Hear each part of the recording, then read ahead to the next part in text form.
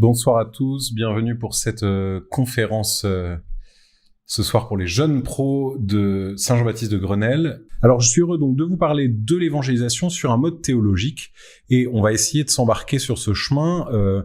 Je voudrais vous donner quelques éléments de repère et quelques éléments de réflexion de contenu, c'est-à-dire, vous allez le voir, j'ai fait un PowerPoint qui permettra un peu plus facilement de suivre. Je voudrais vous donner des éléments, des choses qui vont vous permettre de réfléchir à la question de l'évangélisation. Et au fur et à mesure du temps de ma conférence, les uns et les autres n'y trouveront pas toujours la même chose pour se nourrir. Donc c'est pour ça que j'emploie plusieurs types de langage, parce que l'expérience prouve qu'on n'a pas tous le même rapport, la même attente, les mêmes besoins dans notre relation à l'évangélisation et à la théologie en général. Donc c'est pour ça que je prendrai plusieurs angles. Alors mon premier angle, ça va être celui de la réflexion au travers de quelques termes auxquels je voudrais vous introduire. Ce sera comme une introduction à propos de quelques termes qui touchent à l'évangélisation et qui nous permettent de la réfléchir. Le premier mot, le premier terme que je voudrais aborder avec vous, c'est le mot même d'évangélisation. Le mot évangélisation est un mot qu'on retrouve dans l'évangile. C'est un verbe, euangelizo. C'est un verbe qui est bâti avec la même racine, les mêmes racines que le mot évangile qu'on connaît bien, qui veut dire évidemment, comme vous le savez, le bon message. Vous avez le e qui est le préfixe qui veut dire le bien et qui est repris notamment dans Eucharistie, qu'on retrouve également dans Eucalyptus et dans tout un tas de mots qui ont été fondés sur le grec. Donc le e qui dit le bon et angelizo qui est en fait la racine angelos, qui veut dire l'ange, qui veut dire, le message. Et ce mot angelos donne aussi le mot ange. Et donc, évangélisation, évangéliser, c'est aussi être un bon ange. C'est être le bon messager, puisque vous savez que la définition de l'ange, c'est celui qui apporte les messages de Dieu, c'est le messager, celui qui apporte le dire divin, avant tout. Et donc, du coup, lorsqu'on fait œuvre d'évangélisation, on fait œuvre d'être bon ange. Donc, premier mot, évangélisation, réfléchir à cette notion d'ange, qui, à mon avis, est importante même pour la technique évangélique, se voir comme un ange, se voir comme un envoyé de Dieu. Ensuite, un deuxième mot qu'on peut voir ensemble, c'est le mot kérygme. Ça, c'est un mot sans doute qui vous est plus étranger. Kérygme, c'est un mot qui est basé sur un verbe, kérusso en grec, ce verbe qui signifie proclamer. La proclamation, le fait de crier quelque chose, d'annoncer quelque chose avec force. Et ce verbe est employé notamment dans les Actes des Apôtres quand il est question de ceux qui vont proclamer le message divin. Son contenu est aussi pris dans le kérygme, c'est l'acte de proclamation et le contenu lui-même. Nous reviendrons sur la question du contenu un peu plus tard en développant quelques points de la théologie qui doivent être annoncés. Mais donc, kérygme, la nature, on va parler de nature kérygmatique de notre pastorale, par exemple. Une pastorale kérygmatique, c'est une manière d'être dans le monde et de parler au monde en annonçant quelque chose, proclamer quelque chose et proclamer de manière essentielle. Le kérygme, c'est d'abord l'annonce de Jésus-Christ ressuscité. Donc voilà, avoir ce mot en tête permet aussi d'interroger nos pratiques. Est-ce que lorsque je suis en acte d'évangélisation ou est-ce que lorsque je suis en acte de contact au monde, est-ce que je proclame quelque chose? Est-ce que de manière explicite, j'ai un message à dire? Ensuite, il y a un autre terme que nous pouvons voir, c'est le terme tout simplement apôtre. Le mot apôtre qui vient du verbe apostello. Apostello, ça veut dire lancer au loin. On le traduit habituellement en français par envoyer. Et donc les apôtres ne sont pas d'abord ceux qui sont autour de Jésus, ou pas seulement ceux qui sont autour de Jésus d'une manière privilégiée, ce sont d'abord ceux qui sont par Jésus envoyés au monde. Ils viennent auprès du Christ pour être envoyés partout dans le monde, envoyés au loin. Et du coup, c'est aussi un mot à s'appliquer à nous lorsque nous sommes en position d'évangélisation, lorsque nous sommes en devoir de dire le message divin. Eh bien, nous devons nous sentir envoyés par quelqu'un, être envoyés en mission, pas seulement par notre propre volonté, pas seulement par notre propre initiative, mais par une volonté qui nous précède et qui nous envoie. On est apôtre parce que quelqu'un nous envoie, parce que quelqu'un nous donne une mission. Et l'apôtre est celui qui également va avoir un rôle de martyr. Le martyr, donc c'est le mot grec martus, qui signifie le témoin. Le témoin au sens juridique du terme et au sens de celui qui atteste quelque chose. Celui qui, par sa vie, par ses paroles, par son exemple, par sa mort éventuellement, dit quelque chose d'essentiel, proclame un message, utilise sa propre vie pour attester de la vérité de ce qu'il prétend croire.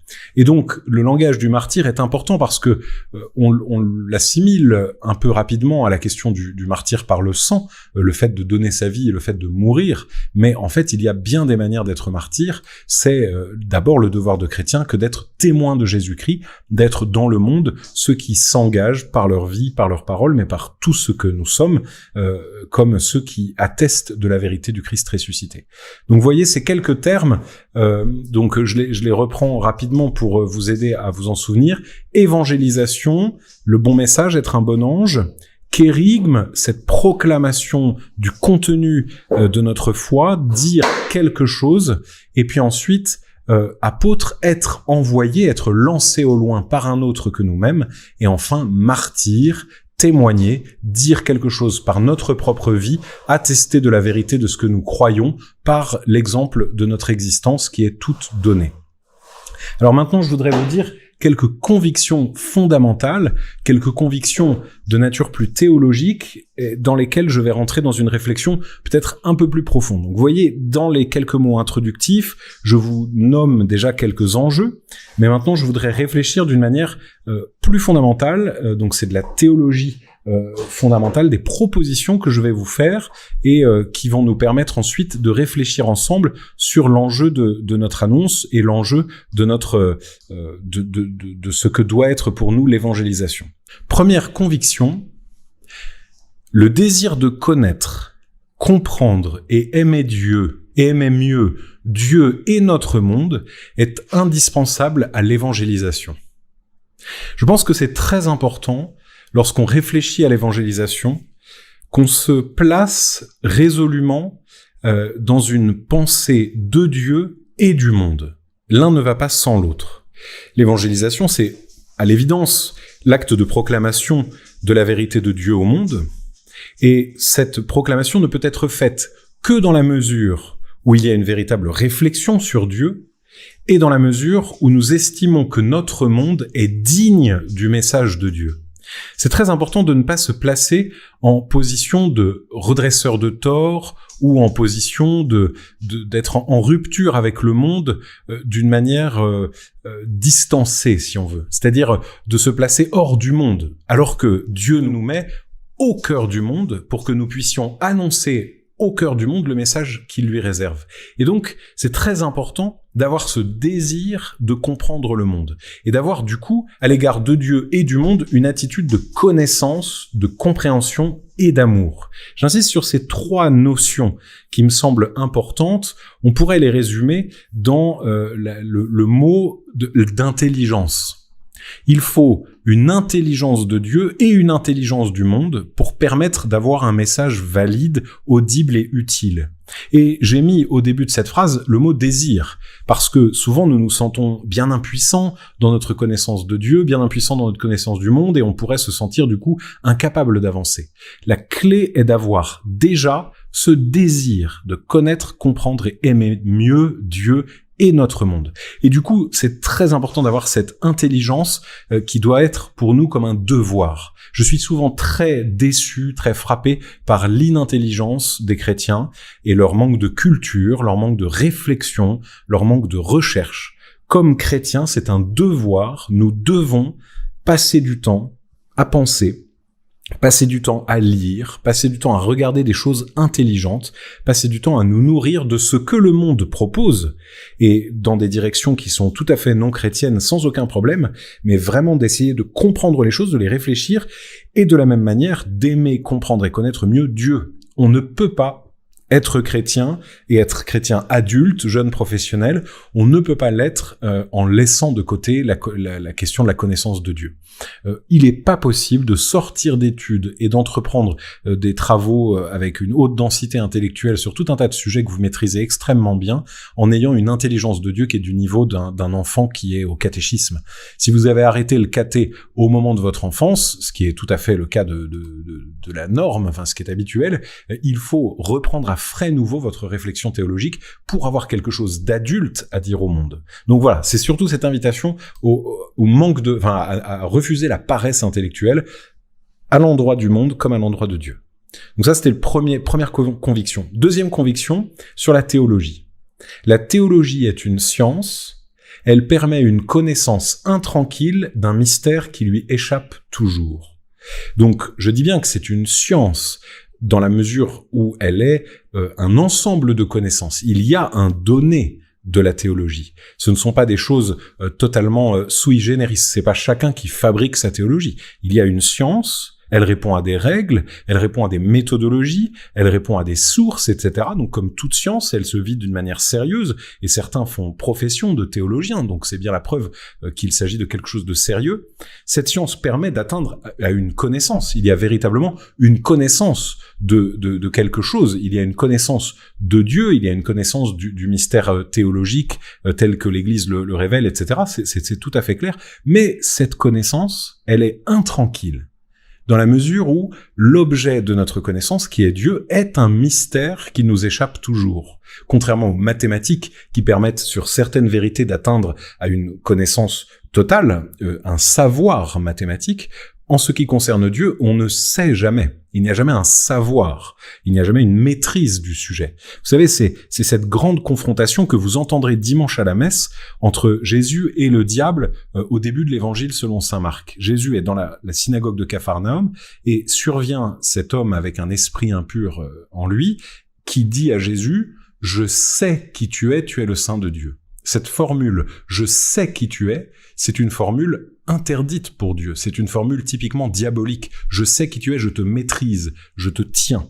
Alors que Dieu, on le connaît de la même manière que lui nous connaît, c'est-à-dire dans un rapport réciproque de découverte mutuelle en respect, c'est-à-dire à distance, toujours à frais nouveaux. Et donc la théologie, notre connaissance de Dieu, même si c'est une chose réelle, c'est toujours dans un respect infini de la distance qui restera toujours entre nous et Dieu. C'est ce qu'on appelle la théologie négative. La théologie négative, c'est dire Dieu est tel que je ne peux pas dire tel qu'il est. Il est toujours celui qui est au-devant de moi, à distance de moi, je ne le rattrape jamais. De la même manière que je ne rattrape jamais, je ne comprends jamais, je ne maîtrise jamais, je ne sais jamais qui est l'autre. Je ne peux pas dire de toi, je sais qui tu es, et a fortiori, je ne peux pas le dire de Dieu. Donc ça, c'est ce point sur la théologie en sa nature. Donc c'est une chose toujours importante parce que les chrétiens connaissent assez peu l'articulation la connaissance philosophique de ce qu'est la théologie comme science. Ensuite, une autre conviction, toute pensée sur la religion requiert une distinction entre l'orthodoxie et l'orthopraxie. Alors ça, ce sont deux termes peut-être qui vous échappent, mais enfin orthodoxie en général on le connaît, mais orthopraxie moins. C'est pour dire que dans notre débat intérieur et dans le dialogue avec celui à qui on veut parler de Dieu, il faut toujours distinguer ce qui est de l'ordre de ce qui est cru, orthodoxie, la bonne opinion, si on veut, doxa c'est l'opinion ou la chose connue, orthodoxie, et orthopraxie, c'est la chose à faire. Orthopraxis, c'est l'action, la bonne action. Parce que vous verrez que très souvent, vos discussions théologiques et vos discussions d'évangélisateurs vont être réduites à des enjeux de type éthique. Est-il permis de faire ceci? Pourquoi l'Église prône le fait qu'il faut faire cela?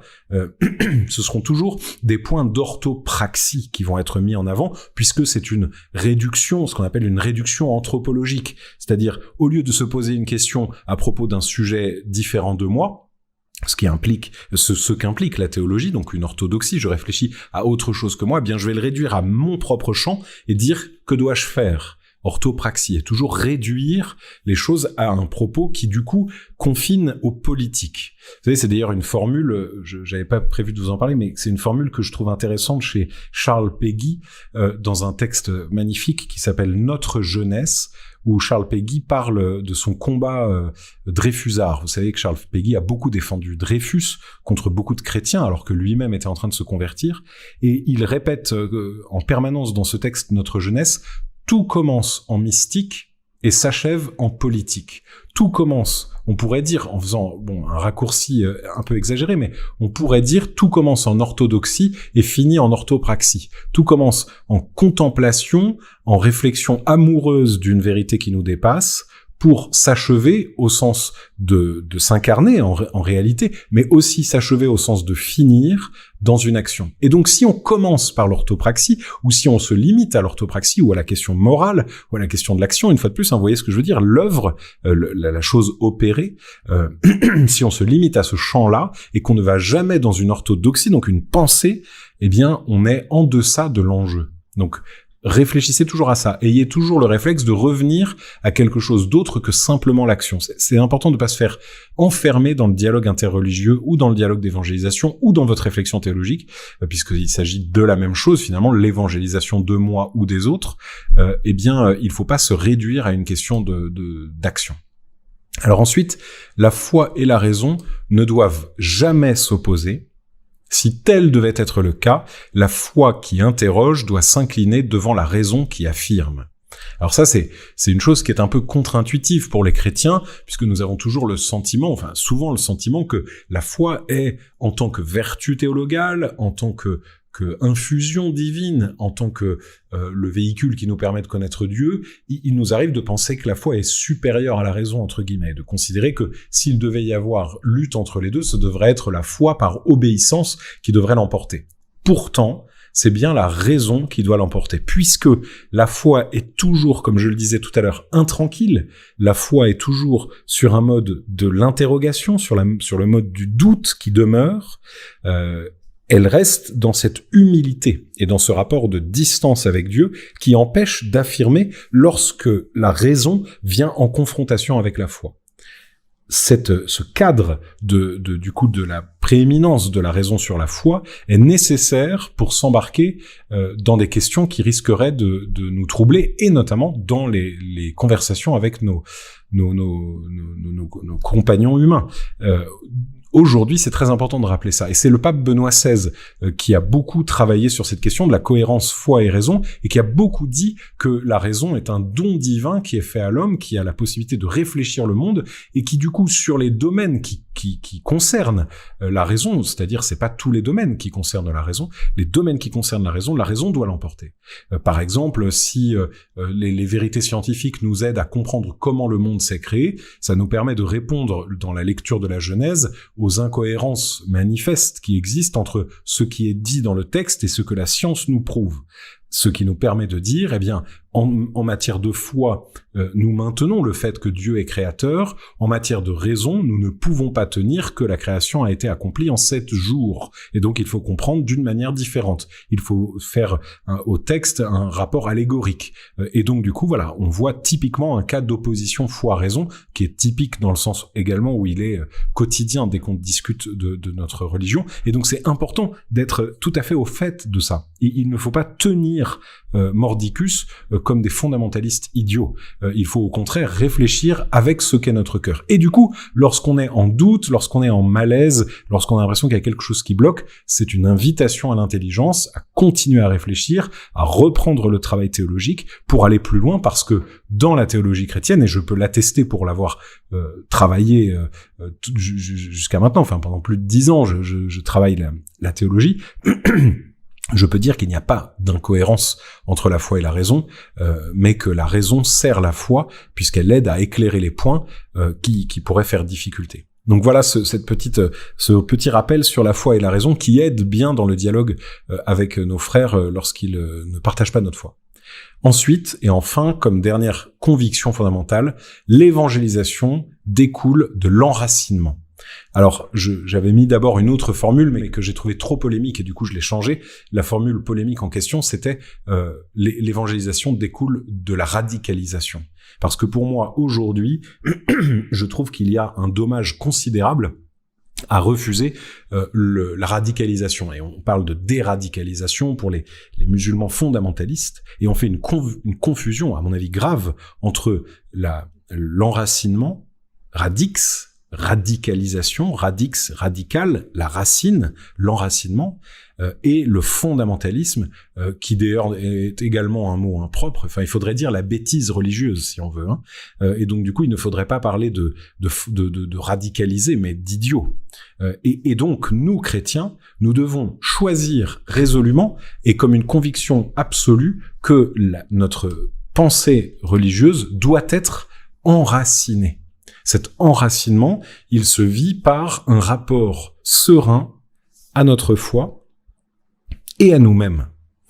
Quelqu'un qui veut annoncer l'évangile doit chercher, je ne dis pas qu'il faut que ce soit acquis avant d'aller évangéliser, avant d'aller annoncer la bonne nouvelle, mais il faut que ce soit en tout cas en recherche et l'objet d'une quête, cette cohérence intime, moi-même, qui suis-je? Est-ce que je suis en paix dans ma vie? Est-ce que j'ai pris les moyens de faire les bons choix professionnels, personnels? Est-ce que j'ai équilibré mon psychisme avec ma foi, avec mon corps? Est-ce que je prends les moyens de prendre soin de moi, etc. Donc cet enracinement en moi-même, cet apaisement de mon moi, et puis dans la même dynamique et dans le même devoir, cet enracinement en Dieu, évidemment.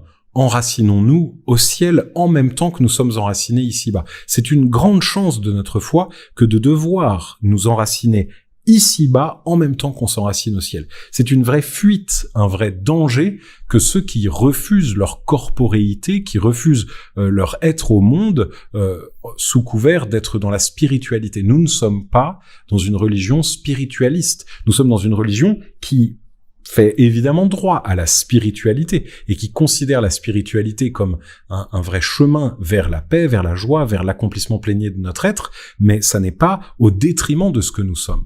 Et donc cet enracinement en bas, c'est ce rapport au corps, ce rapport à mon psychisme, ce rapport à mon histoire, ce rapport à ma moi-même-itude, donc enracinement vers le bas, et en même temps enracinement vers le haut. Ce double enracinement est absolument nécessaire pour être paisible face au monde et pour pouvoir mieux aimer et connaître, comme je le disais au début de mes convictions, pour mieux aimer et connaître le monde et Dieu. Donc je crois que cet enracinement, cette radicalisation, vous comprenez mon jeu de mots avec radicalisation, cet enracinement est tout à fait requis et tout à fait en tout cas à rechercher. Une fois de plus, il s'agit de commencer le chemin et de certainement pas considérer qu'il faut l'avoir déjà accompli au moment où on veut entamer le parcours de l'évangélisation ou au moment où on veut répondre à un appel d'évangélisation. Donc il faut au moins avoir commencé le chemin. Donc je vous rappelle les quelques convictions que je vous ai présentées. Le désir de connaître,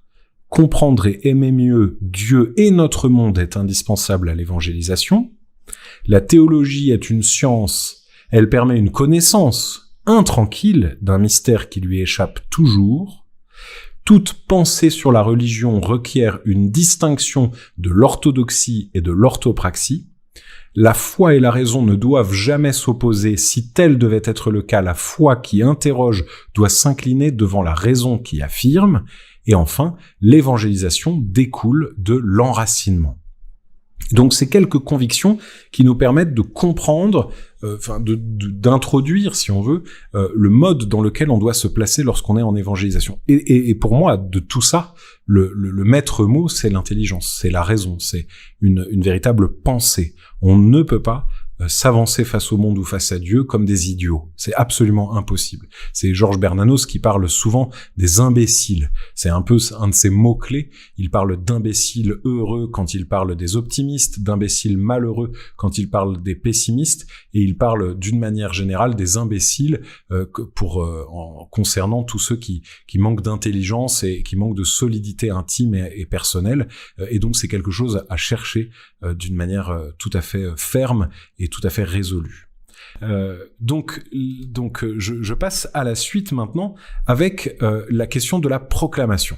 C'est-à-dire, quel est ce contenu que nous devons annoncer, quel est ce contenu qui nous est donné, et parce que la question m'a été posée par Pierrick, quelles sont les vérités sur lesquelles il ne faut pas négocier, il ne faut pas transiger quand on est dans un dialogue d'évangélisation, puisque évidemment on va pas pouvoir discuter sur tout, on va pas pouvoir être soi-même totalement solidement ancré sur toutes les vérités de la foi, donc il faut bien avoir quelques points décisifs. Alors j'ai essayé, bon c'est tout à fait arbitraire, et ça peut tout à fait être critiqué, hein, on pourrait faire autrement, mais j'ai identifié, disons, 7 affirmations qui me semblent les affirmations fondamentales de la foi catholique.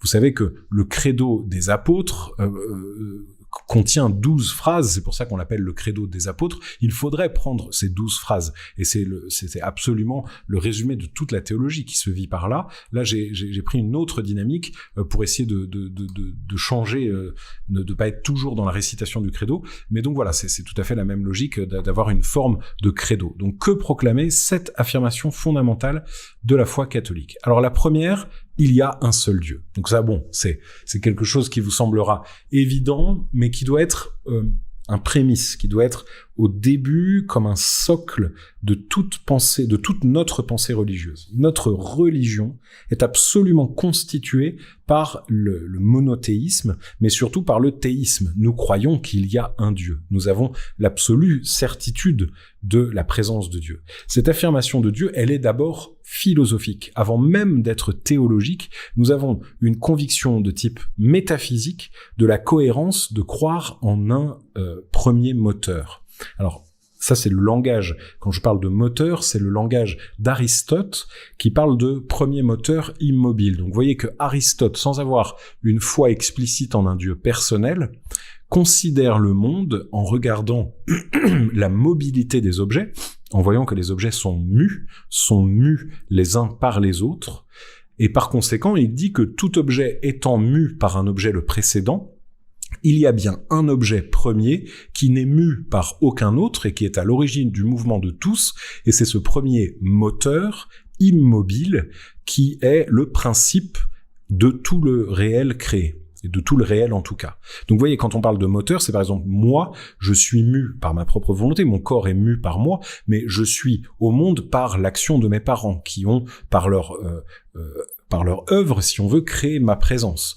Et donc, il faudrait remonter de personne en personne en personne jusqu'à arriver à un premier point. Donc, c'est quelque chose de virtuel. De la même manière que ce stylo est premier, c'est moi qui le meus, mais quelqu'un l'a créé, et la personne qui a... Et il y a de la matière qui elle-même provient de quelque chose, qui provient de quelque chose, qui provient de quelque chose, etc. C'est l'affirmation philosophique de Dieu. Alors là, je vous la fais en 2 minutes, donc évidemment, c'est un peu raccourci, mais il faut en tout cas avoir en tête que déjà d'un point de vue philosophique, sans avoir une question de foi, la cohérence de l'existence d'un Dieu est réelle. Et ça, c'est très important de le réfléchir et d'essayer de le comprendre pour pouvoir en parler avec les gens.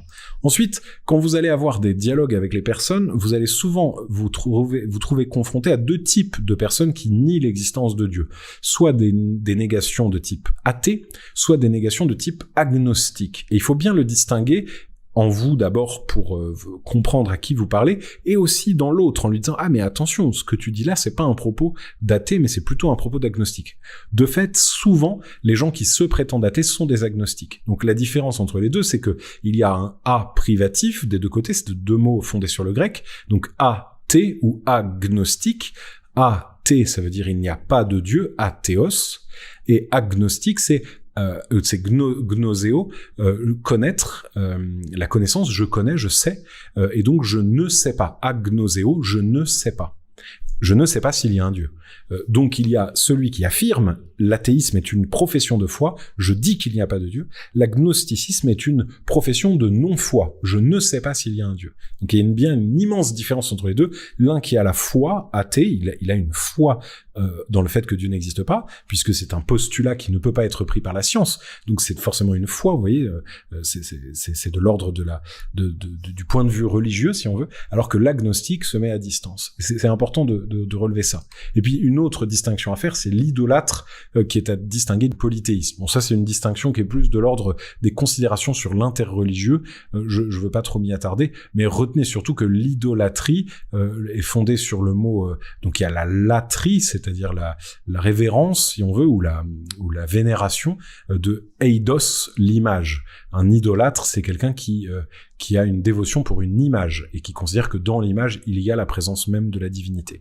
Mais donc, c'est juste pour clarifier la question de notre foi en un seul Dieu, qui est d'abord philosophique et qui est ensuite en opposition avec les positions athées ou agnostiques, idolâtres ou polythéistes, qui elles-mêmes ne sont pas synonymes. Donc retenez, en tout cas, bon, c'est assez évident, il y a un seul Dieu. Deuxième point non négociable de la théologie chrétienne, c'est la vie de chaque homme est au sommet de la création.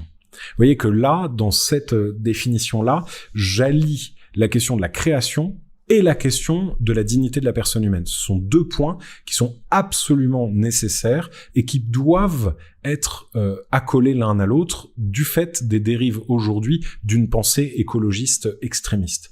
Donc, la théologie de la création, c'est un point très essentiel de notre foi, c'est que nous croyons que nous ne sommes pas là par hasard. Nous ne croyons pas que l'univers est advenu par le fruit d'une rencontre hasardeuse entre des éléments qui, de manière chaotique, ont permis l'advenue du monde. Nous ne croyons pas ça. Alors là, vous voyez que j'emploie des termes qui sont de l'ordre du scientifique, et donc il y a là un risque de friction entre la foi et la raison, et donc la raison, la science est précisément incapable de définir d'une manière sûre le processus par lequel la création est advenue, ou par lequel la matière en tout cas est advenue. C'est pas pour rien que les physiciens respectent ce qu'on appelle le mur de Planck, c'est-à-dire à l'origine du monde, rien ne peut être dit au-delà de 10 puissance moins 47 secondes. Je sais plus quelle est la distance temporelle du mur de Planck, mais en tout cas il y a quelque chose qui échappe à la raison, et c'est là où la foi, nous immisçons et nous disons oui, justement, ce qui manque à la raison, nous le disons, nous disons, c'est une volonté extérieure à la matière qui fait advenir la matière. Voilà, pour prendre des termes très techniques, on pourrait dire de manière beaucoup plus simple, nous croyons qu'une intelligence aimante, qui est Dieu, a voulu que autre chose que lui soit, et donc le monde a été. Or, ce monde avait pour but de faire advenir une vie autre que celle de Dieu, qui puisse regarder Dieu face à face en lui répondant « je t'aime », cette autre vie est l'homme. Or, l'homme ne peut pas être un seul individu puisqu'il est non parfait, Dieu seul est parfait et un seul individu, donc il faut qu'il y ait une multiplicité d'individus dans cette autre nature qu'est l'autre créature que Dieu fait face à lui, et donc il faut cette multiplicité d'individus qui chacun, d'une manière unique et irremplaçable, est un sommet de la création. Et donc, lorsqu'on parle d'Adam dans la Bible, ce grand A qui est à Adam, comme dans le H de chaque homme que j'ai mis dans ma phrase, c'est toute l'humanité. Il y a cette toute humanité, chacun des individus, qui est un sommet absolu de la création. Et ce sommet de la création est un projet, c'est pour ça que je parle du projet humain, un projet au sens de quelque chose qui est jeté devant. Dieu jette devant lui et devant l'individu lui-même une vie autre.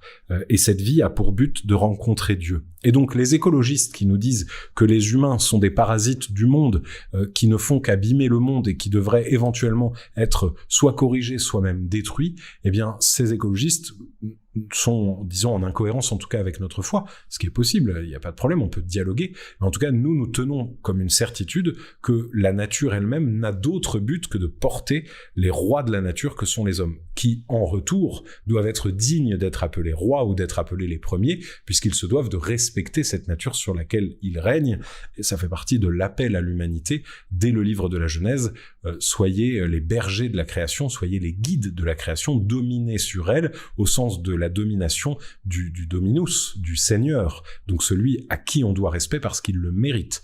Donc du coup, il y a cette obligation écologique, en tout cas ça c'est une autre évidence, mais elle ne doit pas aller à l'encontre de l'affirmation première qui est celle de la dignité suprême de l'homme qui est voulue par Dieu de manière individuelle. Voilà, je me répète un peu, mais c'est pour essayer de vous faire bien comprendre ce point qui est très important et qui revient beaucoup dans les discussions dès qu'on parle de religion. Troisième conviction fondamentale théologique, l'Ancien Testament est le commencement de la révélation de Dieu dans l'histoire. Si je mets ce point-là sur l'Ancien Testament, c'est parce qu'il me semble que beaucoup de chrétiens ne connaissent pas l'histoire de l'Ancien Testament. Or, la révélation en Jésus-Christ ne vient pas de nulle part. Ça ne sert pas à grand-chose de rentrer dans un dialogue à propos du Christ si on ne comprend pas ce qu'est le Christ. Or, le Christ ne se comprend pas... il ne se comprend pas seulement, disons, à partir de lui-même. Il faut comprendre à quel point il est l'accomplissement d'une histoire qui le précède, d'une histoire précisément. Et j'insiste beaucoup sur le mot histoire. Nous croyons qu'il y a une survenue de Dieu dans l'histoire d'une manière suprême en Jésus-Christ. Mais nous croyons que déjà précédemment, Dieu s'était manifesté et avait cheminé avec l'homme pour préparer la venue du Christ. Et toute cette préparation à l'évangile et cette préparation au Christ est requise pour comprendre toute l'ampleur du mystère du Christ qui tient en sa messianité, le fait qu'il soit Messie, et qui tient dans les autres affirmations que je vais développer juste ensuite. Mais donc, retenons que il faut avoir une connaissance au moins minimum, et en tout cas, comme toujours, au moins un désir de connaissance de l'Ancien Testament, une passion. Il faut réfléchir, il faut chercher. Et ça implique deux choses, avoir une connaissance des genres littéraires dans la Bible, parce qu'aussi c'est ce que nos contemporains nous reprochent beaucoup. Pourquoi est-ce qu'il y a des textes de violence dans l'Ancien Testament? Pourquoi il y a des récits qui semblent faux? Par exemple, Noé et son arche, etc. Comment est-ce qu'on peut parler de ça aujourd'hui? Et c'est là où il faut aussi parler d'histoire et de mythe, et avoir une tranquillité réelle pour faire la part entre ce qui dans l'histoire biblique a une prétention historique au sens contemporain du terme, c'est-à-dire une chose dite s'est passée telle qu'elle est dite, et ce qui est d'un autre ordre. Alors j'ai mis le mot mythe qui peut sembler violent et qui peut sembler être une espèce de parole datée, alors qu'en fait pas du tout. Mythos en grec, ça veut dire ce qui est tu, ce qui est indicible. C'est ce qui donne le mot muet, par exemple, ou mutisme. Et donc dans le mythe, il y a l'indicible, l'inconnu, et qu'on ne peut dire que par une histoire. C'est l'évangile d'aujourd'hui, par exemple, où Jésus parle par parabole, en disant « certains ne peuvent comprendre les choses que par le mode de la parabole, parce que la vérité des choses leur échappe. » De la même manière, beaucoup d'épisodes de l'Ancien Testament nous échappent dans une connaissance pleine et échappaient aux anciens qui ont écrit la Bible sous l'inspiration de l'Esprit Saint. Ils ne savaient pas exactement ce qui s'était passé et donc, ne sachant pas, ils l'ont rédigé. Et donc, ça nous laisse une grande marge pour pouvoir dire à nos contemporains, en effet, il y a des choses qui dans la Bible ne sont pas racontées comme une histoire historique, mais qui sont racontées comme un mythe, comme quelque chose d'illustratif d'une vérité qui nous dépasse. Et donc, il faut aussi connaître les genres littéraires dans la Bible, parce que certains textes n'ont aucune prétention historique. Par exemple, le livre de Jonas. Le livre de Jonas est un conte. C'est même pas un mythe, c'est un conte. De la même manière, le livre de Tobie ou le livre d'Esther, ce sont des livres qui sont racontés, qui sont des belles histoires, pleines de sagesse, pleines de richesse, inspirées par Dieu, mais qui n'ont absolument pas pour but d'être des textes historiques. Et en les écrivant, les écrivains bibliques savaient qu'ils n'écrivaient pas l'histoire. En revanche, d'autres textes vont avoir une prétention historique, comme je le disais, de type mythologique, ou de type mythique plutôt, parce qu'on ne savait pas exactement comment les choses s'étaient passées. Donc par exemple, l'histoire d'Abraham, typiquement, on ne sait pas exactement si Abraham a existé. Il est probable que tel qu'il est raconté dans l'Ancien Testament, il n'a pas existé exactement comme ça, mais c'est raconté par des gens qui ont cette connaissance, cette sagesse, ce savoir mystérieux, mais qu'ils ont en eux, et ils savent pas très bien comment. Ne serait-ce que là où il faut être réaliste, j'ai conscience que je lance peut-être un tout petit peu un pavé dans la mare, peut-être que pas du tout, mais je sais que quand moi j'avais commencé à réfléchir ces sujets-là, ça m'avait fait un peu violence, donc j'appuie un tout petit peu mes dires pour éviter de vous choquer gratuitement. Par exemple, pour ce qui est d'Abraham, il faut savoir que le texte qui raconte Abraham date au plus ancien, daterait du 8e siècle. Vraiment, si on considère le début de la Genèse comme vraiment un texte très antique, ce qui est très peu probable. Mais en tout cas, voilà, on pourrait considérer cette hypothèse haute 800 ans avant Jésus-Christ. Or, Abraham est prétendu avoir existé 1800 ans avant Jésus-Christ. Et donc, il est probable que dans les 1000 ans qui séparent la rédaction, pour peu qu'elle ait eu lieu à ce moment-là, ces 1000 ans qui séparent la rédaction du texte du personnage lui-même, il est probable que pendant ces 1000 ans, il y ait eu comme une déperdition de l'authenticité de la narration, vous voyez.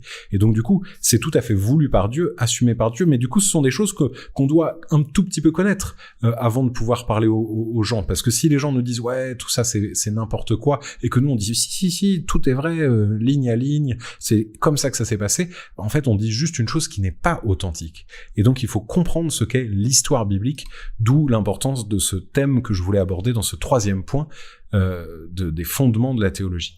Quatrième point, Jésus-Christ est vrai Dieu et vrai homme. Là, je prends moins le risque de vous choquer en vous disant bien que il faut avoir d'une manière très claire en nous la conviction absolue que la double nature du Christ, dans l'unicité de sa personne, sans confusion ni séparation, c'est cette impossible possibilité de ce qu'est Jésus, qui est un homme pas comme les autres et qui n'est même pas qu'un homme puisqu'il est homme et Dieu. Ça c'est un point important parce que on a vite fait de tomber dans des hérésies. Une hérésie, c'est une idée en rupture, c'est une idée fausse, enfin c'est en tout cas une erreur. Et donc il y a deux hérésies classiques en matière de théologie christologique, donc de définition de qui est Jésus. La première erreur, ce serait de dire que Jésus n'est que Dieu, mais qu'il fait semblant d'être homme. Donc il est un Dieu qui est venu dans le monde et qui, pour partager la vie des hommes, a voulu prendre des semblants humains pour pouvoir se rapprocher des hommes. Donc cette hérésie, on l'appelle le docétisme, du verbe dokein, dokeo en grec, dokein, qui veut dire l'apparence. Donc c'est une hérésie qu'on pourrait appeler l'apparitionnisme. Donc le docétisme, c'est donc Jésus n'est pas homme, il est seulement Dieu. Et puis de l'autre côté, à l'inverse absolu, c'est l'arianisme, fondé par Arius, donc les Ariens, rien à voir avec les nazis, c'est les Ariens, les disciples d'Arius, qui est un prêtre dissident, si on veut, dans les premiers siècles. Ne rentrons pas trop dans les détails, mais toujours est-il que Arius dit « Jésus n'est qu'un homme ». Il est le plus grand des hommes, le meilleur des hommes, le plus fort, enfin tout ce qu'on veut, toutes les qualités possibles. Il ne s'agit pas de réduire Jésus, mais en tout cas, il n'est qu'un homme. Il ne peut pas être à la fois Dieu et homme, donc il n'est que homme. Et cette hérésie arienne, c'est l'hérésie des musulmans. Et donc, dès que vous allez pouvoir discuter avec un musulman un petit peu de christologie, vous verrez que ce sont des gens qui ont une considération tout à fait arienne sur le Christ. Ils considèrent que c'est un prophète, que c'est un homme de tout à fait haute qualité, etc. Mais il ne peut pas être Dieu, ça c'est impossible.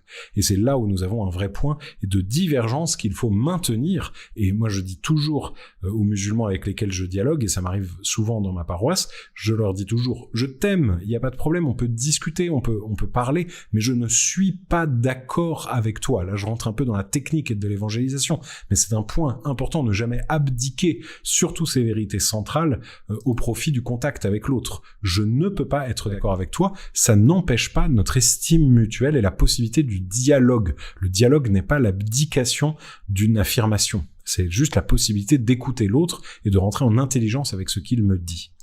Cinquième vérité, Jésus-Christ est mort et ressuscité. Donc là, je vais aller un peu vite parce que je vois que je commence à aller trop dans les détails et que je vais pas pouvoir aller au bout de mon PowerPoint, comme d'habitude. Donc la réalité de la mort du Christ, très important, il ne fait pas semblant de mourir. Ça, c'est encore une hérésie musulmane où ils disent que c'est, même pour certains disent que c'est Judas qui a pris la place du Christ sur la croix et qu'il a fait semblant de mourir. La réalité de la résurrection et l'éthique du témoignage. C'est ça ce sur quoi j'insiste en la matière, c'est que nous croyons à la résurrection du Christ parce que nous croyons en des personnes qui nous ont dit « il est ressuscité, je l'ai vu ». Toute la foi chrétienne est basée sur cette attestation par les apôtres et par les autres témoins de la résurrection du Christ. Si ils ont menti, alors tout s'effondre. S'ils n'ont pas dit la vérité, nous nous trompons depuis le début. Et c'est très important que nous ne bâtissons pas notre foi sur une évidence de type scientifique ou d'une observation que nous avons faite, mais nous basons notre foi sur une audition de témoins. Nous avons entendu des témoins qui nous ont dit que, d'autres leur avaient dit que, d'autres leur avaient dit que, d'autres leur avaient dit que Jésus était ressuscité. Donc c'est une éthique du témoignage, marturéo, vous vous souvenez tout à l'heure on a parlé du martyr, le témoin, eh bien ça fait intimement partie, c'est inhérent à notre foi chrétienne de croire dans le témoignage de celui qui se montre digne d'être cru. Et donc nous croyons que véritablement le Christ a traversé l'eau de la mort, il a vécu la Pâque, la Pessah en hébreu, c'est-à-dire le passage, il est passé par la mort et revenu à la vie. Ce qui nous permet d'affirmer du coup avec plus grande force sa divinité. Ça nous permet ensuite d'arriver à la fin de la révélation du Christ, ça nous permet d'arriver à la révélation de la Trinité. Nous croyons en une articulation de 3 personnes divines qui sont différentes sur le mode des relations, le Père, le Fils et le Saint-Esprit évidemment. Alors je rentre pas ici dans la technique de la théologie trinitaire parce que c'est évidemment un ensemble de termes, un ensemble de réflexions qui sont un peu complexes à manier. Il s'agit pas de faire ici un cours de théologie trinitaire, mais de bien avoir en tête que nous devons garder cette affirmation aussi complexe nous semble-t-elle, puisse-t-elle nous sembler, nous devons la garder comme une absolue, non négociable vérité. Notre Dieu n'est pas un Dieu solitaire, mais il est une communion d'amour, et l'amour se vit de manière tellement forte en lui qu'on l'appelle Trinité, 3 personnes, puisqu'il n'y a pas seulement un rapport narcissique de solitude qui s'aime, ni un rapport duel d'amour mutuel, mais bien un rapport trinitaire qui permet une circulation de l'amour en totale égalité, sans le risque que l'un se perde par rapport à l'autre. Et donc cette foi trinitaire est dans une articulation d'amour. Ce qui nous permet aussi d'affirmer, j'avais pas prévu de le dire non plus, mais d'affirmer que dans notre dialogue sur sur l'évangélisation, nous devons rappeler ce qu'est l'amour. Notre monde ne sait plus ce qu'est aimer, puisque l'amour est immédiatement connecté à des questions de type romantique, de type sentimental ou de type affectif. L'amour, en théologie, est le don de soi. C'est tout. C'est aimer dans l'Évangile et dans l'Ancien Testament, c'est aimer, c'est se donner. Point barre, il n'y a pas de question d'être amoureux ou je sais pas quoi. Dieu n'est pas amoureux de lui-même, en lui-même, ça veut rien dire. Dieu se donne. On appelle ça amour parce que la plus belle manière d'aimer, c'est de se donner à l'autre. Ça n'a rien à voir avec un sentiment. Si je vous dis « je vous aime à vous », c'est pas parce que j'ai de la tendresse pour vous, je sais pas quoi, je ne vous vois même pas. Si je peux, mais en revanche, je peux dire « je vous aime » parce que là, je donne mon temps pour vous. Je me donne à vous. Je suis prêtre pour vous. Je vous aime pour ça. Et donc, ça n'a rien à voir avec tous les sens de l'amour qu'on peut avoir aujourd'hui. Et ça, il faut bien le rappeler. Quand on dit Dieu est amour, c'est très important de le dire à nos contemporains, parce que quand on leur dit Dieu est amour, ça veut rien leur dire. Ils ont l'impression qu'on est de charmants, gentillets, je sais pas quoi, et en plus, on n'est même pas gentils, les chrétiens. Donc, on est incohérent avec une foi aberrante qu'on annonce. Donc, c'est très important de corriger cette terminologie de l'amour, qui sinon amène à des contre-vérités, en tout cas des contre-compréhensions de ce que nous disons de Dieu. Et puis, je rappelle juste, éventuellement je vous apprends, mais ce qu'est l'axiome fondamental. C'est une formule, le Grundaxiom en allemand, une formule d'un théologien qui s'appelle Karl Rahner, un théologien du XXe siècle, allemand, brillantissime, qui a apporté des éléments décisifs à la théologie contemporaine, et qui a notamment formulé l'axiome fondamental qui est, retenez bien ça, la trinité économique est la trinité immanente et inversement. Alors c'est sans doute quelque chose d'un peu abscon, mais surtout à cette heure-ci, et après une journée de travail dans les pattes pour vous sans doute, mais je vous le redis, la trinité économique est la trinité immanente et inversement. Économique, en l'occurrence, veut dire la trinité telle que nous pouvons la connaître et la comprendre dans ses manifestations à nous, et trinité immanente, c'est Dieu tel qu'il ne peut pas être atteint. Dieu tel qu'il reste dans l'immanence, dans l'inatteignable. Eh bien, Rahner dit, ce que nous connaissons de Dieu est ce que Dieu est, et inversement. Et donc, il y a en fait, ce que veut dire cette phrase, c'est que notre foi nous permet de dire avec assurance et absolue conviction quelque chose sur Dieu. Ça a une incidence importante parce que ça répond à mon point sur la définition même de théologie comme science intranquille, c'est que néanmoins, bien qu'il y ait cette intranquillité, nous avons cette possibilité de prétendre quelque chose sur Dieu, nous avons cette possibilité par le don du Saint-Esprit et par l'Église, nous avons cette possibilité d'affirmer quelque chose d'extrêmement clair sur Dieu et de le défendre. Donc bon, ça vous paraît peut-être un petit peu secondaire, mais c'est assez essentiel. Retenez juste que il y a une possibilité de connaître Dieu, c'est tout. C'est ça qu'il faut retenir, c'est ça qui est essentiel. Je peux connaître Dieu parce que Dieu se révèle pleinement. Et puis dernier point de théologie dogmatique en l'occurrence, c'est-à-dire de la théologie du contenu. du contenu de la proclamation, notre vie est faite pour l'éternité. Et là, tout simplement, il s'agit de rappeler les fins dernières et d'avoir une possibilité de l'affirmer au monde, sachant que ce sera sur ces points-là qu'on vous interrogera beaucoup. Qu'est-ce que c'est que le paradis? Qu'est-ce que c'est que le purgatoire? Qu'est-ce que c'est que l'enfer? Avec de nombreuses légendes et de nombreuses considérations un peu aberrantes et un peu naïves sur ce que nous disons. Et donc c'est important d'être un peu au clair sur ces données-là, sachant que donc retenez si on veut faire en 3 mots ce qu'est la théologie des fins dernières, il faut retenir que tous sont appelés à aller au ciel, au paradis. Tous sont appelés à aller au paradis. Certains n'iront pas parce qu'ils choisiront de ne pas y aller. Et ceux qui vont au paradis passeront par une purification avant d'être capables de voir Dieu. C'est tout. Ceux qui vont en enfer ne passent pas par le purgatoire. Le purgatoire est la voie vers le paradis pour ceux qui ont besoin d'une purgation, d'une purification. Et donc, il y a cet appel à tous, mais certains n'iront pas.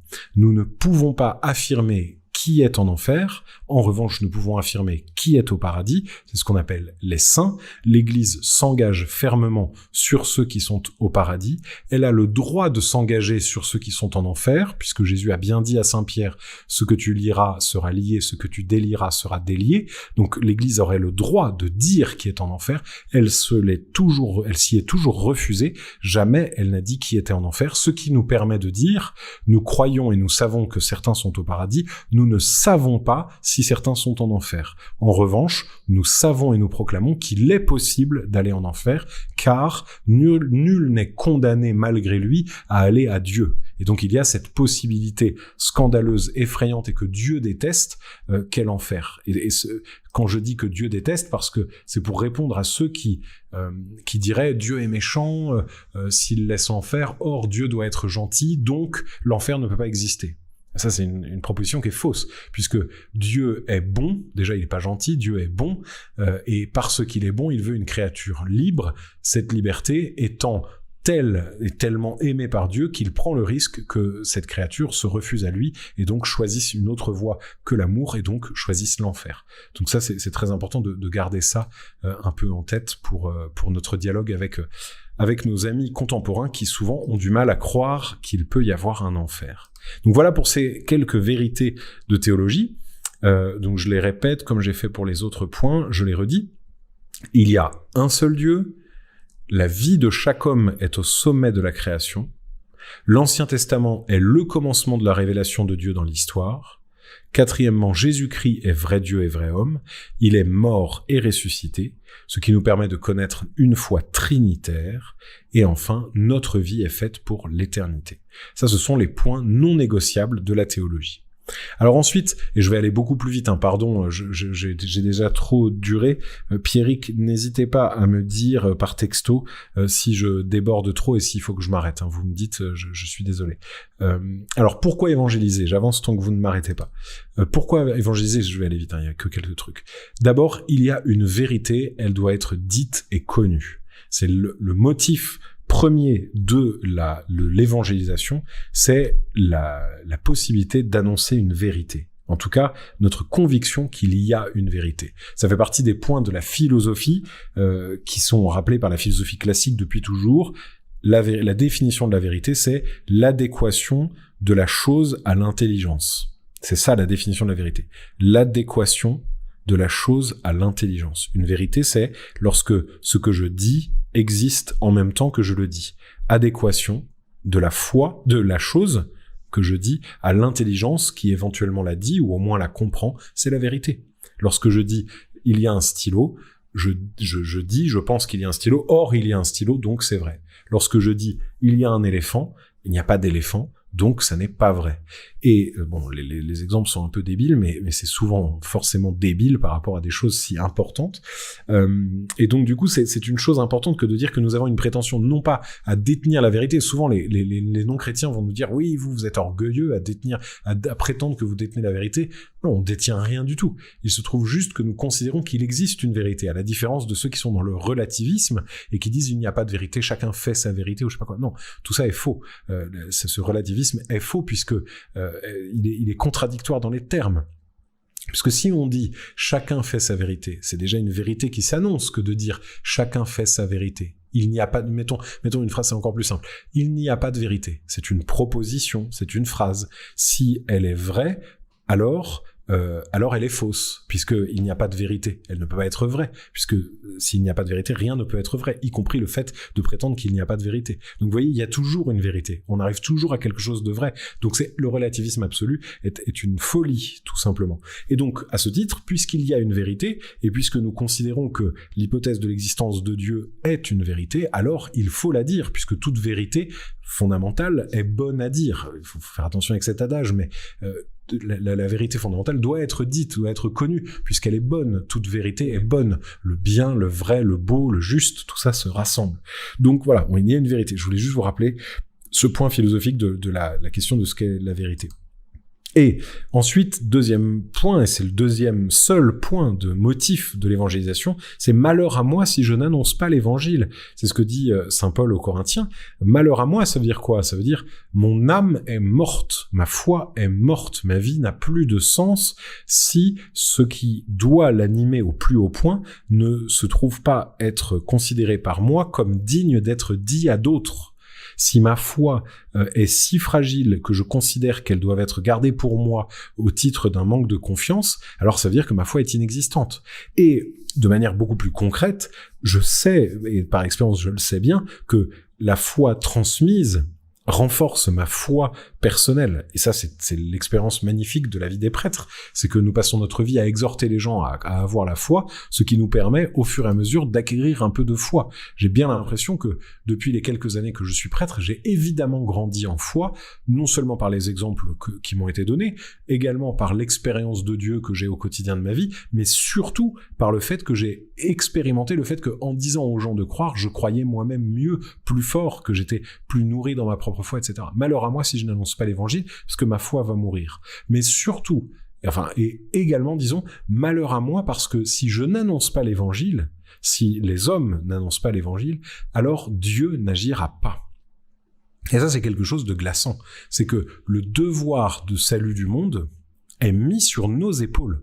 Dieu a choisi de s'effacer. C'est bien pour ça que les Juifs ont bien raison de célébrer le Shabbat. C'est qu'il y a un jour où Dieu dit maintenant, démerdez-vous, c'est vous qui êtes le berger de la création, et de la même manière le Christ, lorsqu'il monte au ciel, la scène glaçante de l'ascension, c'est Jésus dit à ses disciples, les disciples lui disent, alors est-ce que c'est maintenant que tu vas rétablir la royauté en Israël? Et Jésus leur répond, non, c'est vous maintenant qui allez annoncer au monde entier les vérités de l'évangile. Et donc nous nous retrouvons face à un devoir. La désertion du Christ de la terre a pour but de nous laisser prendre notre place. Et donc malheur à moi si je n'annonce pas l'évangile, malheur à moi si je ne participe pas à l'avènement du royaume, parce que si ça n'est pas moi qui le fais, personne d'autre ne le fera. Et alors, une question se pose également, c'est où est-ce que je dois évangéliser? Ou plutôt, comme vous m'aviez demandé, qui dois-je évangéliser? Et la première réponse, c'est un peu une tarte à la crème, c'est un peu une évidence, mais c'est moi-même. Le premier devoir d'évangélisation, c'est moi-même. Ma propre conversion est le devoir que j'ai face à Dieu et qui fera que je serai jugé au dernier jour de manière très essentielle sur ça. Dieu nous dira, qu'as-tu fait de toi-même? Qu'as-tu fait pour toi? Qu'as-tu fait pour ta foi? Qu'as-tu fait pour grandir dans la foi? L'évangélisation, elle commence là. Et c'est quelque chose de très essentiel. Comme je vous le disais tout à l'heure en parlant d'enracinement, je dois d'abord réussir à en profondeur m'unifier et par cette unification personnelle, m'unir à Dieu. L'unification pour l'union. Et donc l'évangélisation, elle est là. Elle est toujours cette œuvre d'union, de faire l'unité. On va évangéliser le monde pour l'aider à être plus unifié, plus uni, plus unique, et pour qu'il puisse s'unir à l'un qu'est Dieu. Ça, c'est quelque chose de magnifique comme devoir, et ça ne se fera pas sans nous, une fois de plus, comme je le disais tout à l'heure, mais ça doit se faire d'abord en moi-même. Vous savez, c'est cette anecdote que je trouve très belle de Mère Teresa. Lorsqu'elle était interrogée par un journaliste à la fin de sa vie, le journaliste lui dit mais Mère Teresa, vous qui avez l'oreille des puissants, vous qui êtes si proche des cimes, vous qui connaissez aussi bien Dieu que les gouvernants du monde, qu'est-ce que vous voudriez changer dans ce monde si vous pouviez avoir une baguette magique et faire advenir un grand changement? Qu'est-ce que vous voudriez faire, vous qui connaissez le monde, etc. Et puis Mère Teresa, vous savez, toute petite vieille dame qui voit le journaliste en face d'elle et qui dit I want to change two things, my heart and your heart. Et elle avait compris d'une manière géniale, elle avait déjà honoré l'autre en lui parlant à lui. Ton cœur, je veux changer ton cœur à toi, journaliste. Tu sais, les journalistes, ils sont aujourd'hui un peu des machines à poser des questions et on leur parle rarement réellement comme à une personne. Ils sont juste là pour être le reflet d'un comité éditorial. Et là, elle parle aux journalistes en disant je veux changer mon cœur et ton cœur. Ce devoir intime. Plutôt que de parler de grande évangélisation comme je le fais depuis tout à l'heure en vous racontant des grands trucs, etc. Il faut d'abord s'interroger sur des personnes qu'on va croiser, des vrais gens, comme on dit, à qui on va parler. Donc moi-même comme toi-même, une personne. C'est très beau, c'est très fort, c'est beaucoup plus puissant qu'il n'y paraît, beaucoup plus essentiel. Et puis, donc, l'autre personne qu'il faut évangéliser, c'est pour répondre à la question, notamment du rapport aux autres religions. Je voulais juste vous rappeler cette formule qui est prise par Jean-Paul II en audience générale, mais qui est en fait une formule ultra classique, qui date de Saint Justin, donc on est au 125 après Jésus-Christ, on est très très loin. Les semences du Verbe, présentes et agissantes dans les diverses traditions religieuses, sont un reflet de l'unique Verbe de Dieu qui illumine chaque homme et qui s'est fait chair en Jésus-Christ. Donc par là, Jean-Paul II parle donc de semence du verbe, semina verbis, un terme de théologie très important pour parler des autres religions. On considère que dans toute intelligence humaine honnête, sincère et vraie, il y a une présence, une semence de Jésus. Il y a quelque chose qui est déjà là. Il y a un donné qui est déjà bon et qui est déjà vrai et qu'il faut honorer.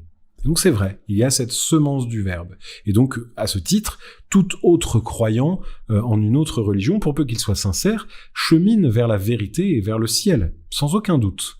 En revanche, ça n'est qu'une semence. Et donc, ça n'est qu'un reflet de l'unique Verbe de Dieu. Et nous croyons, nous chrétiens, nous avons cette entre guillemets prétention que tout se résume, se dit, s'additionne en un seul qu'est Jésus-Christ. C'est lui la seule vraie vérité. Tout le reste ne sont que des semences de lui. Tout ce qui est vrai ailleurs que dans le Christ ne fait qu'être reflet du Christ. Et donc, à ce titre-là, il faut évangéliser ceux qui ne sont pas chrétiens, puisqu'ils possèdent déjà quelque chose de merveilleux, mais pas tout. Et donc, il faut avoir les deux à la fois, quelque chose de merveilleux. Nos contemporains, athées ou matérialistes ou méchants ou islamistes radicaux, ont quelque chose de merveilleux en eux. Il y a une merveille, une semence du Verbe, une présence du Christ, quelque chose de sublime qui doit nous émouvoir aux larmes, vous voyez, la beauté unique, irremplaçable et merveilleuse de chacun en qui est déjà Jésus. Je la contemple, je l'aime, mais elle n'est pas encore parfaite. Comme en moi, il y a encore une marge. Et donc, je vais tenter d'apporter ce feu divin qui lui permettra, comme il me permettra aussi, de cheminer et d'être plus parfait, quoi. Et puis, j'arrive à mon dernier point, comment évangéliser. Alors, je crois que vous ferez des conférences ultérieurement qui seront beaucoup plus techniques que ce que je vous dis là, mais je vous rappelle juste deux petits principes. Premier principe, en parlant d'évangélisation, je vous rappelle les conseils évangéliques qui sont donnés au long de l'évangile, pauvreté, chasteté, obéissance. Comment évangéliser ? Eh bien, il faut être un pauvre, il faut être chaste, il faut être obéissant. Qu'est-ce que ça veut dire ? Pauvreté, c'est l'indifférence au bien d'ici-bas. Ça n'est pas ne rien avoir, c'est être comme si je n'avais rien.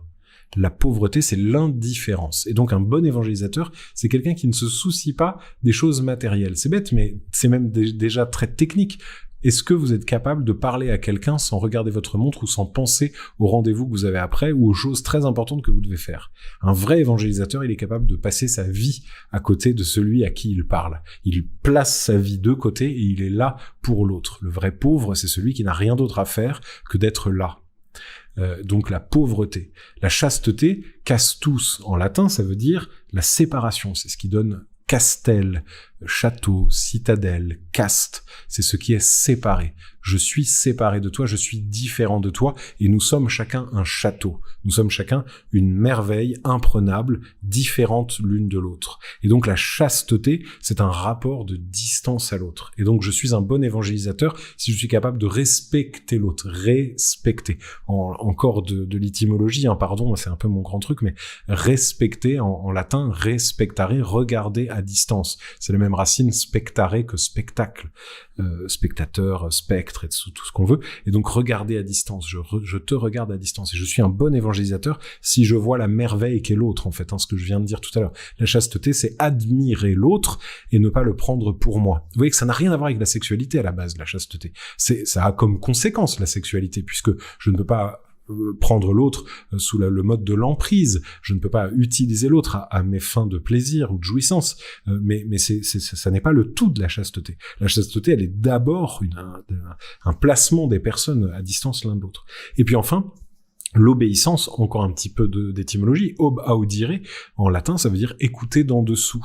Et donc, pour être un bon évangélisateur, je dois écouter d'en dessous, toujours, et jamais d'au-dessus. Je dois écouter d'en dessous Dieu qui me parle et qui me pousse, évidemment, Dieu qui me révèle qui il est, bien sûr, mais aussi celui à qui je parle de Dieu et qui me dit des choses intéressantes puisqu'il a des semences du Verbe en lui. Je suis un bon évangélisateur si je suis capable de m'émerveiller de la beauté de ce qu'est l'autre. Et si je suis capable, du coup, de l'amener sur des terrains, plutôt que de l'amener sur des terrains où moi je suis confortable pour pouvoir le mettre en difficulté et lui prouver que j'ai raison, c'est d'abord d'aller sur les terrains où lui est confortable pour que je puisse être en situation de l'admirer et de l'aimer mieux.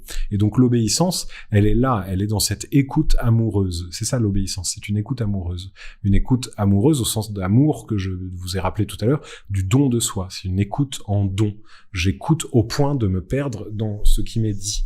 Et donc, être face à l'autre, moi, dans cette obéissance, je t'obéis, je t'écoute d'en dessous. Et donc, vivre pauvreté, chasteté, obéissance, c'est une manière d'être dans ce rapport à l'autre qui est dans l'émerveillement plutôt que d'être dans une conviction qu'il faut l'emporter. Et puis, aimer l'autre pour et par l'autre avec un grand A.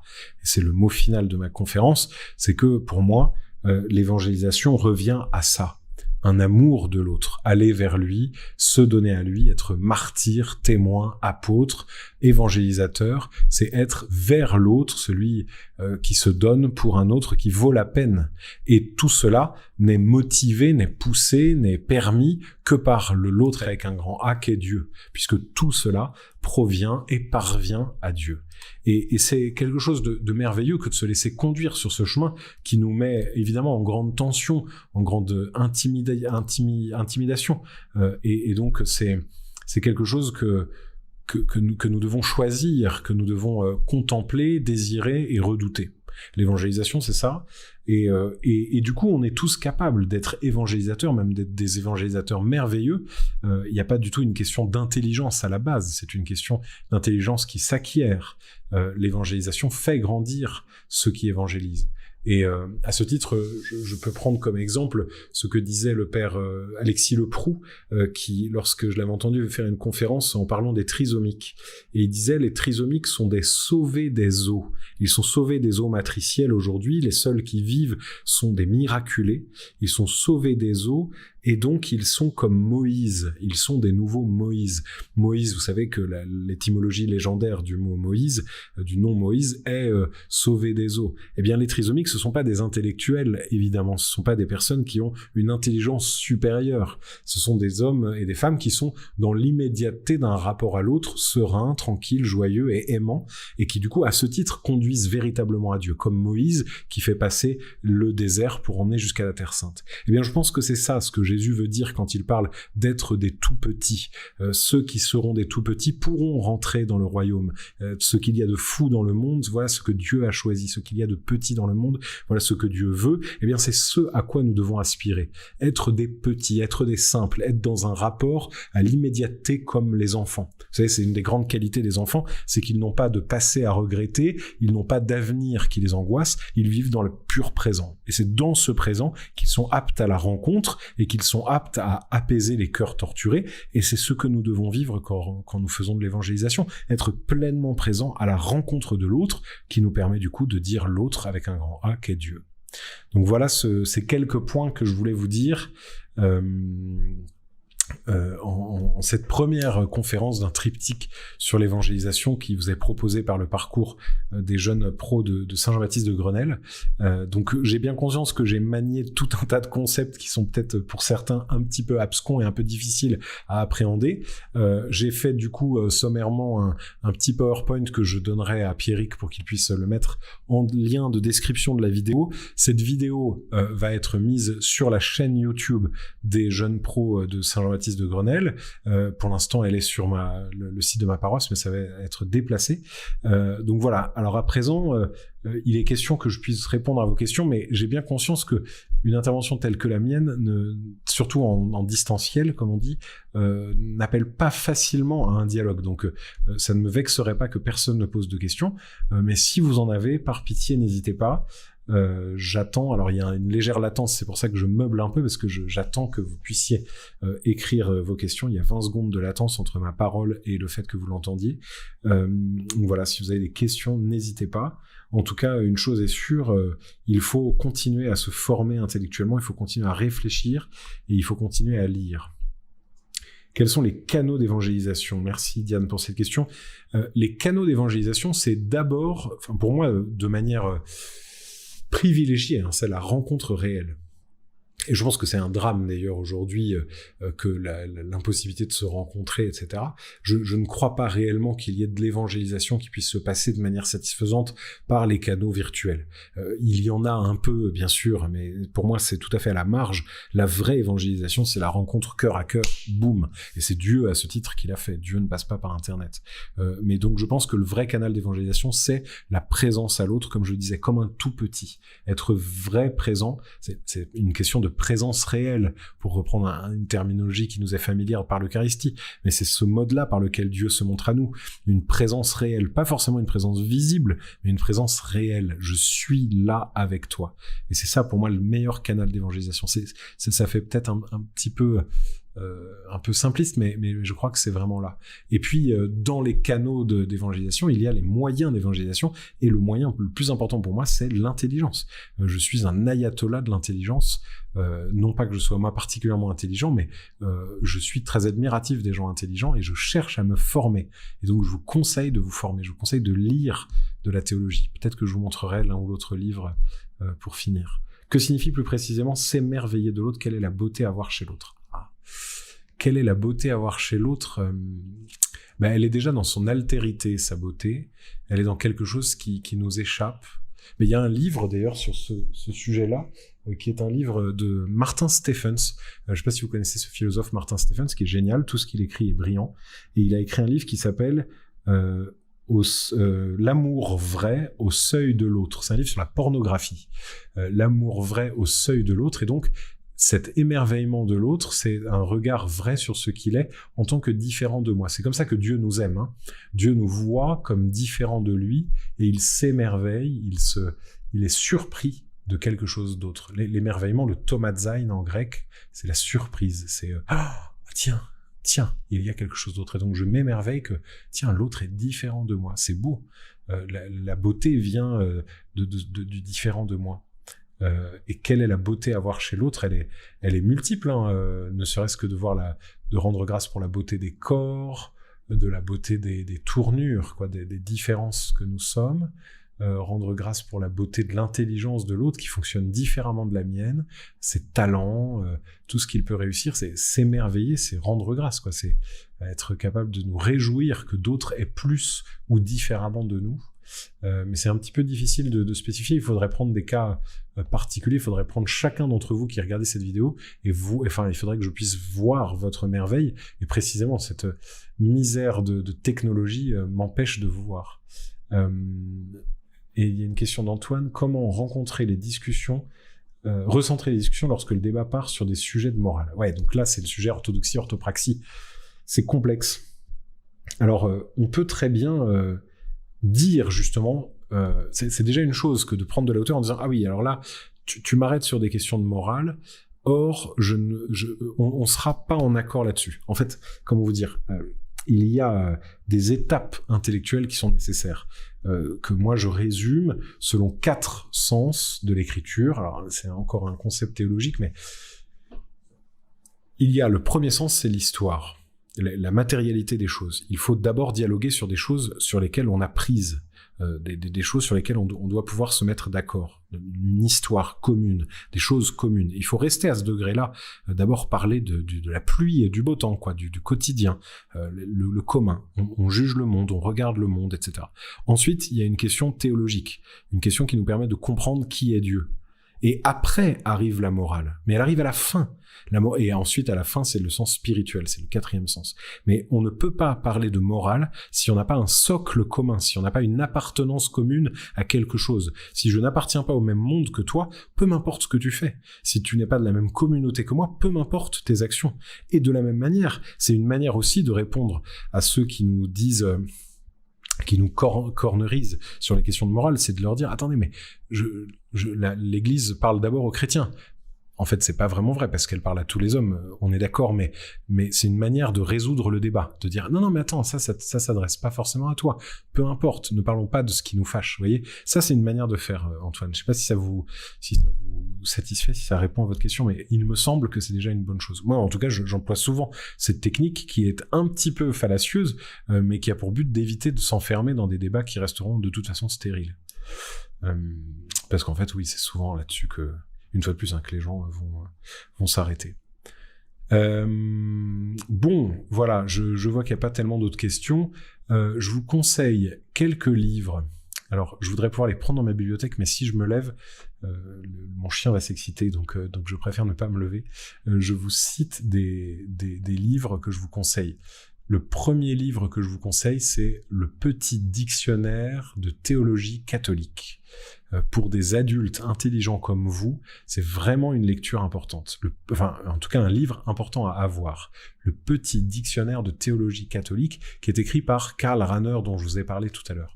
Petit Dictionnaire de théologie catholique. C'est un livre dans lequel vous pouvez trouver les mots dans l'ordre du dictionnaire et qui vous donne des définitions théologiques des choses très puissantes. Donc chaque définition, qui fait 5 ou 10 lignes, est un condensé en fait de centaines de pages. Donc ça demande un peu de réflexion, un peu de pensée. Et puis ensuite, je pourrais vous citer tous les livres du père Varillon. V-A-R-I-2-L-O-N. Le père Varillon a fait beaucoup de vulgarisation théologique d'une manière très belle. Et tous ces livres sont très très très bons. Le père Varillon, L'humilité de Dieu, Foi hier et aujourd'hui, tous ces bouquins-là. Joie de vivre, joie de croire, etc. Donc ça, c'est François Varillon. Ensuite, il y a Gilbert Cesboué, qui écrit encore, mais un peu moins maintenant, il est très âgé, qui a écrit beaucoup de livres de vulgarisation théologique aussi. C'est un jésuite également, et il y a beaucoup de livres très beaux qui permettent de réfléchir la théologie et d'avancer, surtout pour des... C'est pas Gilbert son prénom, pardon, je cherche son nom. Bernard Cesboué. Je confonds avec Gilbert Cesbron. Bernard Cesboué, donc voilà. Très très très bien. Et puis, bon, c'est déjà ça. Enfin, je vais pas vous noyer de livres parce qu'en fait, vous en lirez aucun, donc c'est pas la peine de m'emmerder avec ça. En revanche, allez voir sur YouTube les vidéos de Arnaud Dumouche. C'est un gars qui parle face caméra et qui raconte la théologie, qui est un très bon théologien. C'est très carré, c'est parfois un tout petit peu rigoriste. Il a quelques vidéos qui font polémique parce qu'il est un petit peu trop proche des frères Philippe, Marie-Dominique et Thomas Philippe. Donc c'est un peu dommage parce que du coup, hélas, certains le limitent à ce point-là, mais qui a rien à voir. C'est un homme qui est irréprochable sur la morale et surtout sur la théologie. Arnaud, c'est un très bon type. Je vous conseille toutes ces vidéos. C'est très très très clair, très bien documenté, très très bien. C'est sur YouTube, il y a plus de 3000 vidéos, donc vous avez de quoi faire. Arnaud Dumouche, allez-y. Et puis il y a sans doute d'autres trucs, mais qui ne me viennent pas immédiatement en tête. En tout cas, il faut être intelligent. Et puis je réponds à la dernière question d'Antoine avant de vous laisser. Antoine qui demande comment évangéliser au travail. Eh bien, la meilleure manière d'évangéliser au travail, c'est d'être un bon travailleur déjà. Et d'être du coup à ce titre un exemple, et c'est déjà la première chose. Vous voyez, là je déjeunais hier avec le commissaire de police de ma circonscription, et qui est un jeune type de 28 ans qui est commissaire et qui est énormément aimé par ces hommes parce qu'il est un bon travailleur, et ces hommes savent qu'il est chrétien, et ces hommes le regardent parce qu'il est chrétien. ils sont interrogateurs et très respectueux de sa foi, parce que c'est un homme qui est en cohérence profonde avec sa foi dans sa manière d'agir avec ses hommes. Et ça, c'est pas forcément lui qui le dit, parce qu'il est mal placé pour le dire, mais je le sais, par d'autres biais. Et donc, du coup, c'est ça, évangéliser au travail, c'est être un bon chrétien et un bon travailleur. Et puis rendre la vie des autres agréable. Enfin, c'est bête, c'est tout bête. Et puis aussi, on peut très bien aborder des sujets religieux. Ça pose aucun problème. Enfin, moi, j'aime la conversation et j'estime que quand on sait bien converser, ça pose aucune difficulté sur le plan de la laïcité ou que sais-je, quoi, ou du prosélytisme. Voilà, chers amis, en tout cas, je suis heureux d'avoir pu réfléchir ce sujet pour vous, parce que je vous avoue que c'est pas un sujet que je fréquente habituellement, donc ça m'a permis de travailler, c'est toujours très agréable de travailler des nouveaux sujets, j'adore ça. Merci beaucoup d'avoir suivi cette petite conférence. Soyez bénis, priez pour moi, prions les uns pour les autres, et puis en ces temps un peu difficiles, gardons foi, espérance et charité, et ainsi nous irons tous vers Dieu. Je vous propose de terminer en disant le Notre Père, chacun de notre côté, pour confier la suite de nos missions respectives au Seigneur. Notre Père, qui es aux cieux, que ton nom soit sanctifié, que ton règne vienne, que ta volonté soit faite sur la terre comme au ciel. Donne-nous aujourd'hui notre pain de ce jour. Pardonne-nous nos offenses, comme nous pardonnons aussi à ceux qui nous ont offensés. Et ne nous laisse pas entrer en tentation, mais délivre-nous du mal. Amen.